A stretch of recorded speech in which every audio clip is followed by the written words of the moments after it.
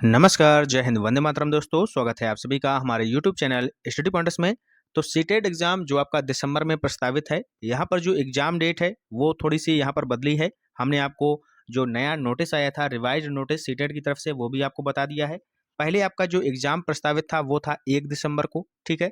लेकिन यहाँ पर कुछ चेंजेज आए हैं।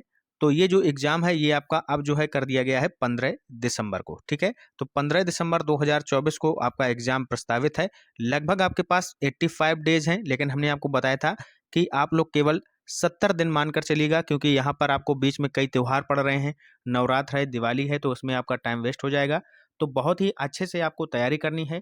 आज से यहाँ पर हमने क्लासेस स्टार्ट कर दी हैं। सारी क्लासेस हमारी इसी जो है चैनल पर स्टडी पॉइंटर्स पर आपको फ्री मिलने वाली हैं। तो डेली आप लोग हमारी क्लासेस से जुड़ सकते हैं। और आज की जो क्लास होने वाली है वो होने वाली है निपुण भारत मिशन की, जो कि बहुत ही इंपॉर्टेंट टॉपिक है। कई बार यहाँ से क्वेश्चन पूछे गए हैं। निपुण भारत मिशन आपका यहाँ पर हो जाएगा कंप्लीट, और इसके साथ साथ एफएलएन मिशन भी हम आपको कंप्लीट करा देंगे, ठीक है? कॉन्सेप्ट यहाँ पर सबसे पहले क्लियर कराएंगे आपका। उसके बाद एमसीक्यू यानी कि जो क्वेश्चन कैसे आते हैं वो भी हम आपको यहाँ पर बताने वाले हैं। तो वीडियो से जुड़े रहिएगा। चैनल से पहली बार जुड़े हैं तो चैनल को सब्सक्राइब कर लीजिएगा, बेल आइकॉन को प्रेस कर लीजिएगा, जिससे कि आने वाली वीडियो का नोटिफिकेशन आपको समय से मिल सके। तो चलिए शुरू करते हैं आज की इम्पोर्टेंट क्लास।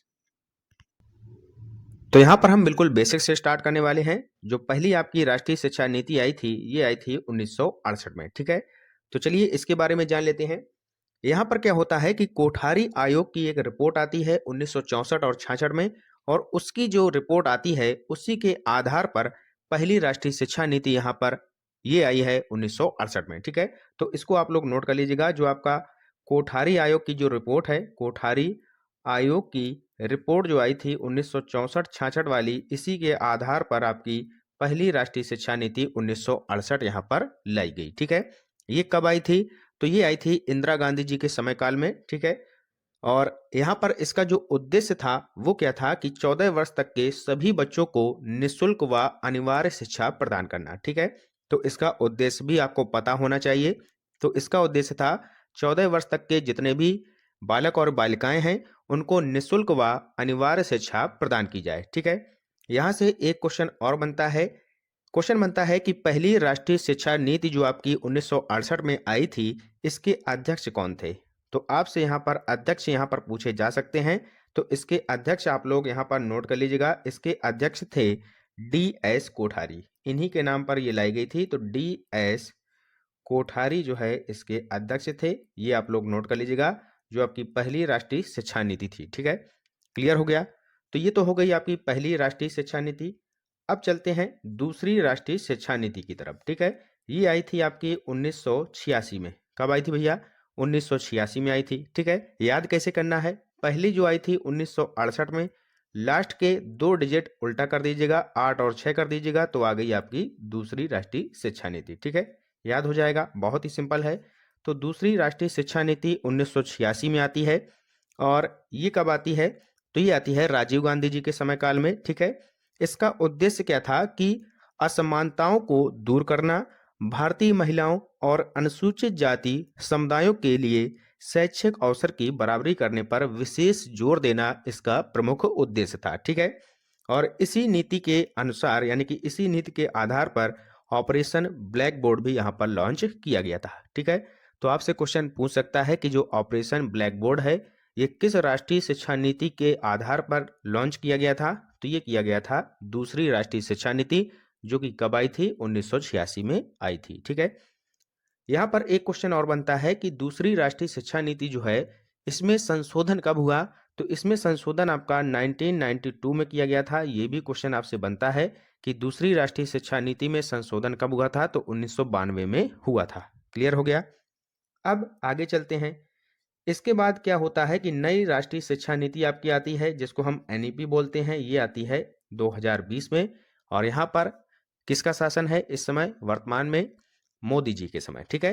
तो नरेंद्र मोदी जी के समय काल में यहाँ पर जो आपकी तीसरी बोल लें या फिर नई शिक्षा नीति बोल लें, ये आई थी आपकी 2020 में, ठीक है?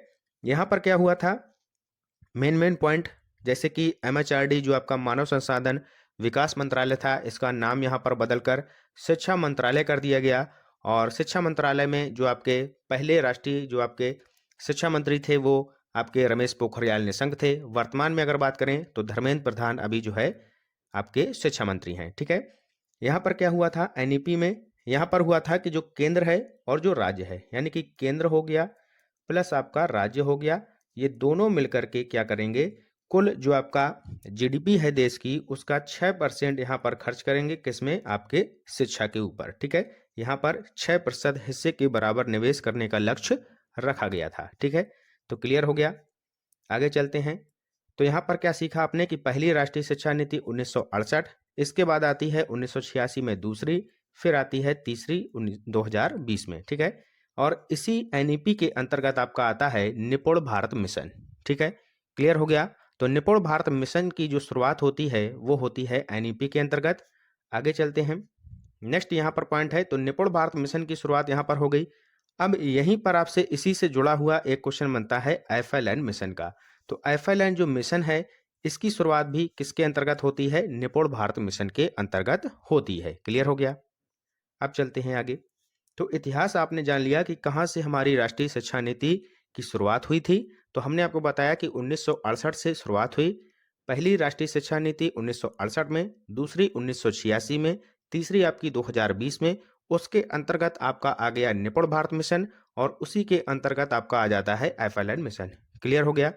आगे चलते हैं। यहाँ पर लिखा है वर्ष 2020 में आई राष्ट्रीय शिक्षा नीति के बेहतर कार्य के लिए निपुण भारत मिशन की शुरुआत की गई, ठीक है।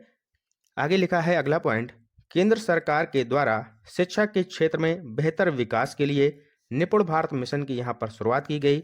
और इसकी जो शुरुआत है ये कब की गई, तो ये की गई थी 5 जुलाई 2021 को, ठीक है। ये क्वेश्चन आपसे कई बार पूछा गया है। तो इसकी शुरुआत 5 जुलाई 2021 को होती है, किसकी भैया, निपुण भारत मिशन की, ठीक है। मोस्ट इंपॉर्टेंट है, निपुण का फुल फॉर्म आपसे पूछा जाता है। तो इसका फुल फॉर्म आप लोग याद कर लीजिएगा, national initiative for proficiency in reading with understanding and numeracy. क्या होता है भैया, national initiative for proficiency in reading with understanding and numeracy, यानी कि हिंदी में बोलें तो संख्यात्मक ज्ञान के साथ पठन में निपुणता के लिए राष्ट्रीय पहल, ये इसका फुल फॉर्म होता है, ठीक है। तो इंग्लिश में और हिंदी में दोनों में आपको याद रखना है। निपुण भारत योजना की शुरुआत भारत के पूर्व शिक्षा मंत्री रमेश पोखरियाल निशंक के द्वारा की गई थी, ठीक है। तो ये क्वेश्चन भी आपसे बनता है कि जो निपुण भारत योजना है आपकी, जो निपुण भारत मिशन है, इसकी जो शुरुआत है ये किसके द्वारा की गई, तो किसके द्वारा की गई, रमेश पोखरियाल निशंक के द्वारा, ठीक है। और वर्तमान में हमने आपको बताया कि धर्मेंद्र प्रधान आपके केंद्रीय शिक्षा मंत्री हैं, ठीक है।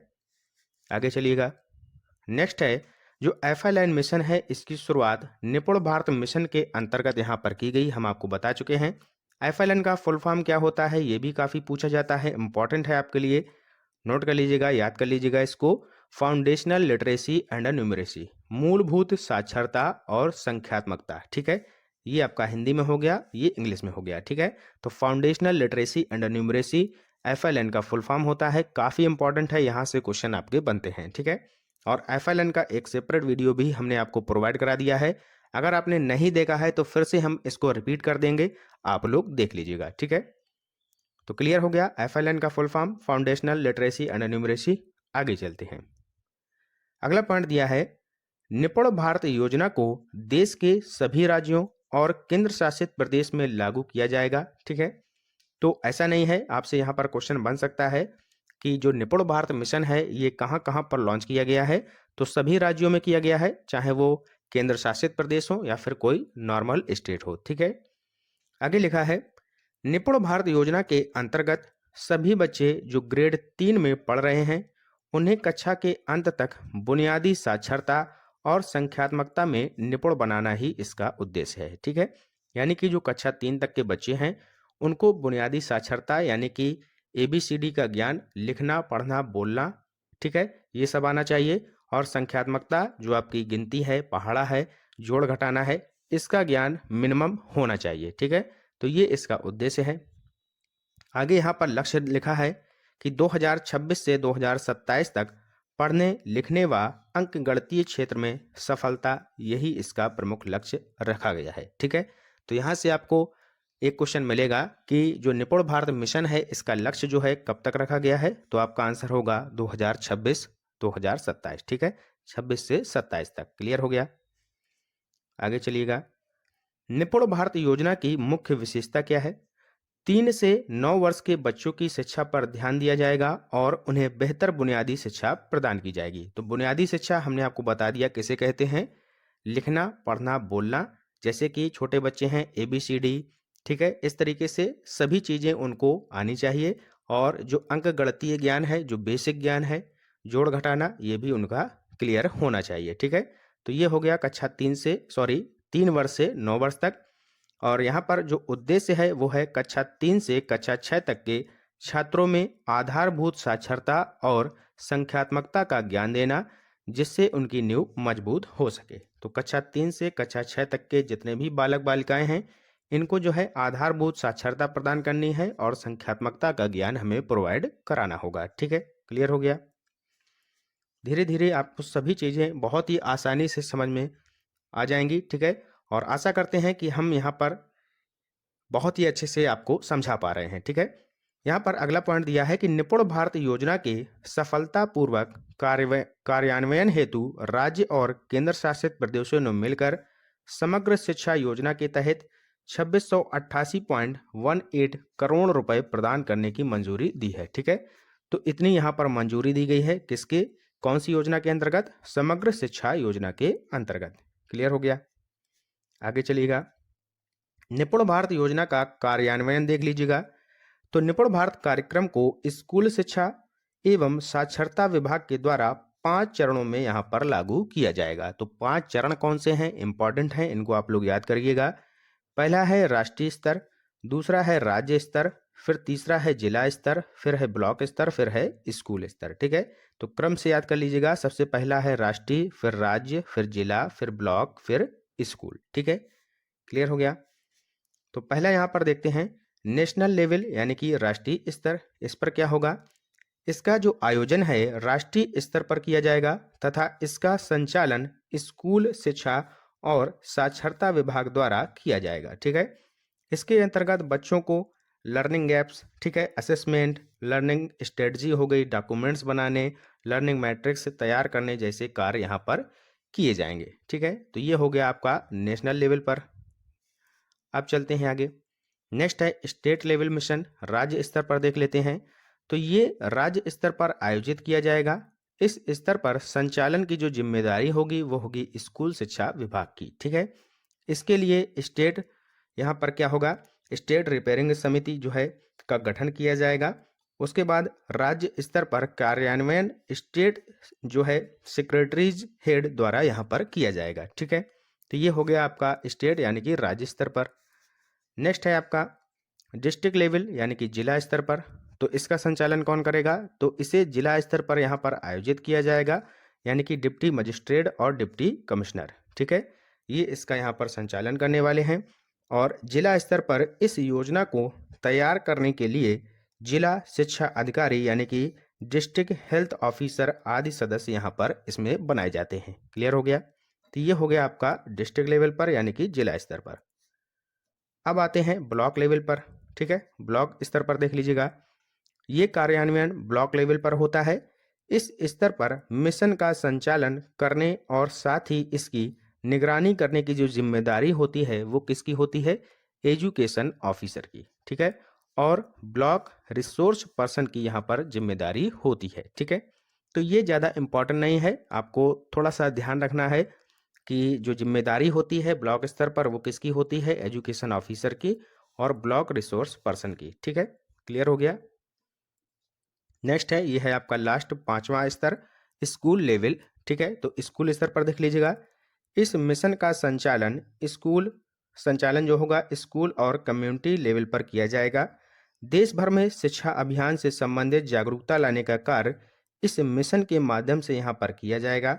साथ ही मिशन के अंतर्गत स्कूल मैनेजमेंट, शिक्षकों और अभिभावकों के द्वारा भी यहाँ पर योगदान दिया जाएगा। यानी कि जो आपका स्कूल मैनेजमेंट है पूरा, और उसके साथ साथ यहाँ पर जो अभिभावक हैं उनके द्वारा यहाँ पर सहयोग प्रदान किया जाएगा। किस स्तर पर, स्कूल लेवल पर। ठीक है, आगे चलिएगा।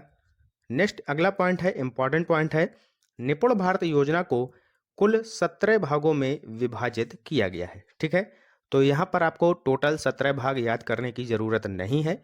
यहाँ से क्वेश्चन आपका केवल इतना बनता है कि जो निपुण भारत मिशन है या फिर निपुण भारत योजना है, इसको कितने भागों में बांटा गया है, तो 17 भागों में बांटा गया है। केवल इतना क्वेश्चन आपसे पूछा जाता है। ठीक है, पहला जैसे कि आपका हो गया परिचय, दूसरा पॉइंट है मूलभूत संख्यात्मकता और गणित कौशल, फिर है मूलभूत भाषा और साक्षरता को समझना, फिर है शिक्षा और सीखना। तो इस तरीके से टोटल यहाँ पर 17 भाग आपके सामने हमने लिख दिए हैं।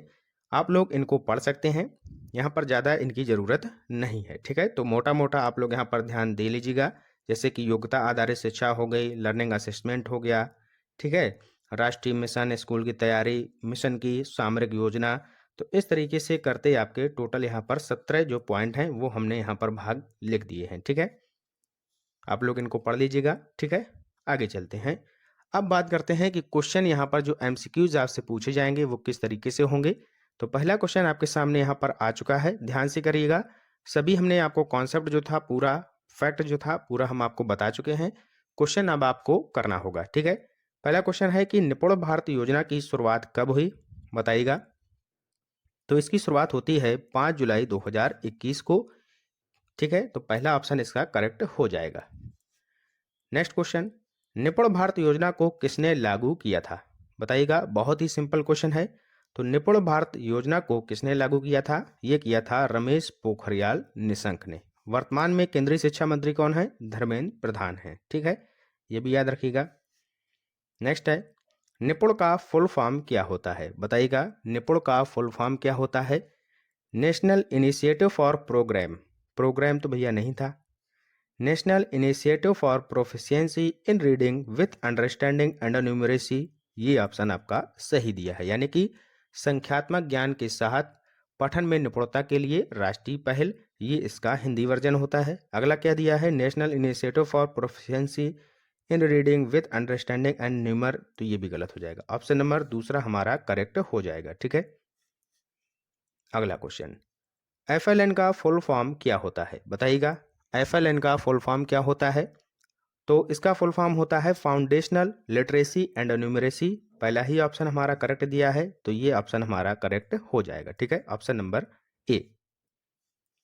नेक्स्ट क्वेश्चन बताइएगा, निपुण भारत मिशन की मुख्य विशेषता क्या है, बताइएगा। मुख्य विशेषता क्या है, तो इसकी जो मुख्य विशेषता है वो है 3 से 9 वर्ष के बच्चों की शिक्षा पर ध्यान दिया जाएगा और उन्हें बेहतर बुनियादी शिक्षा यहाँ पर प्रदान की जाएगी। ठीक है, तो ऑप्शन नंबर दूसरा यहाँ पर करेक्ट हो जाएगा, बहुत ही सिंपल है।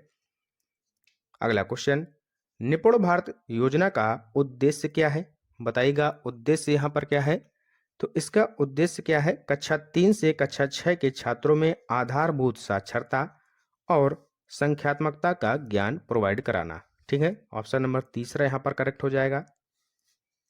अगला क्वेश्चन, तो जिसने यहाँ पर अच्छे से पढ़ा है तो क्वेश्चन बहुत ही आसानी से आप लोग कर रहे होंगे।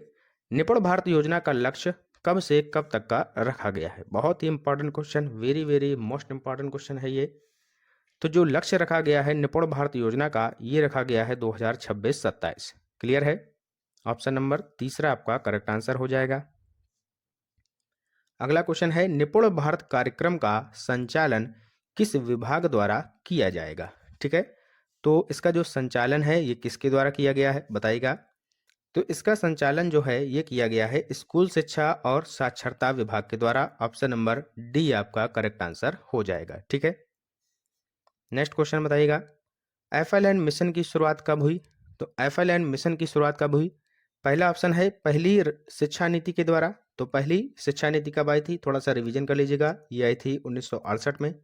ठीक है, किसकी रिपोर्ट पर आई थी, कोठारी आयोग की रिपोर्ट पर, और समय किसका था, इंदिरा गांधी जी के समय। इसका उद्देश्य क्या था, 14 वर्ष तक के सभी बच्चों को निःशुल्क व अनिवार्य शिक्षा प्रदान करना। ठीक है, दूसरी राष्ट्रीय शिक्षा नीति कब आई, 1986 में। इसमें संशोधन कब हुआ, 1992 में हुआ। तीसरा ऑप्शन है निपुण भारत मिशन के अंतर्गत, तो यही इसका राइट आंसर हो जाएगा। जो FLN मिशन आया है ये निपुण भारत मिशन के अंतर्गत आया है, और जो निपुण भारत मिशन है ये किसके अंतर्गत आता है, NEP 2020। ठीक है, तो ये भी आप लोग याद रखिएगा। क्लियर है, नेक्स्ट क्वेश्चन, निपुण भारत कार्यक्रम किस क्षेत्र के लिए लागू किया गया? बहुत ही सिंपल क्वेश्चन है। कृषि क्षेत्र से कोई मतलब नहीं है, स्वास्थ्य से कोई मतलब नहीं, उद्योग से मतलब नहीं, शिक्षा क्षेत्र के लिए। ठीक है, तो ऑप्शन नंबर चौथा यहाँ पर सही हो जाएगा। नेक्स्ट क्वेश्चन, निम्नलिखित में से निपुण भारत योजना कार्यान्वयन के स्तरों का सही क्रम कौन सा है? तो सही क्रम यहाँ पर कौन सा है आपको बताना है। पहले आता है राष्ट्रीय, फिर राज्य स्तर, फिर जिला स्तर, फिर ब्लॉक स्तर, फिर स्कूल स्तर। ठीक है, तो पहला ही ऑप्शन यहाँ पर सही दिया गया है, यही हमारा सही उत्तर हो जाएगा। ठीक है, नेक्स्ट क्वेश्चन बताइएगा, निपुण भारत योजना को लागू करने में किसकी महत्वपूर्ण भूमिका रहेगी? बताइएगा। अभिभावकों की, केवल नेताओं की, जिला अधिकारी की, या फिर शिक्षकों की? तो निपुण भारत योजना को लागू करने में जो सबसे अधिक महत्वपूर्ण भूमिका रहेगी वो रहेगी शिक्षकों की, यानी कि टीचर्स की। ठीक है, अगला क्वेश्चन, निपुण भारत मिशन के अनुसार बच्चों का आकलन किस प्रकार किया जाएगा? अभिभावक के द्वारा, शिक्षक के द्वारा, विभिन्न प्रकार की तकनीकों का उपयोग करके, या फिर इनमें से कोई नहीं? तो यहाँ पर जो बच्चों का आकलन किया जाएगा वो किया जाएगा विभिन्न प्रकार की तकनीकों का उपयोग करके। ऑप्शन नंबर सी आपका करेक्ट आंसर हो जाएगा। अगला क्वेश्चन बताइएगा, निपुण भारत योजना की निगरानी किस एजेंसी के द्वारा रखी जाएगी? ये थोड़ा सा आपको कठिन लगेगा क्वेश्चन, क्योंकि हमने इसको नहीं बताया है। तो जो निपुण भारत योजना है इसकी निगरानी जो रखेगा वो रखेगा नोडल एजेंसी। ठीक है, ऑप्शन नंबर चौथा यहाँ पर करेक्ट हो जाएगा, नोडल एजेंसी। ठीक है, अगला क्वेश्चन, निपुण भारत मिशन को कुल कितने भागों में बांटा गया है? तो निपुण भारत मिशन को कुल कितने भागों में बांटा गया है? तो कुल हमने आपको बताया था 17 भागों में बांटा गया है। अगला क्वेश्चन, निपुण भारत योजना का लक्ष्य क्या है? बताइएगा। निपुण भारत योजना का लक्ष्य क्या है? तो ग्रेड 3 के अंत तक बुनियादी साक्षरता और संख्या गणना का ज्ञान कराना ही इसका लक्ष्य रखा गया है।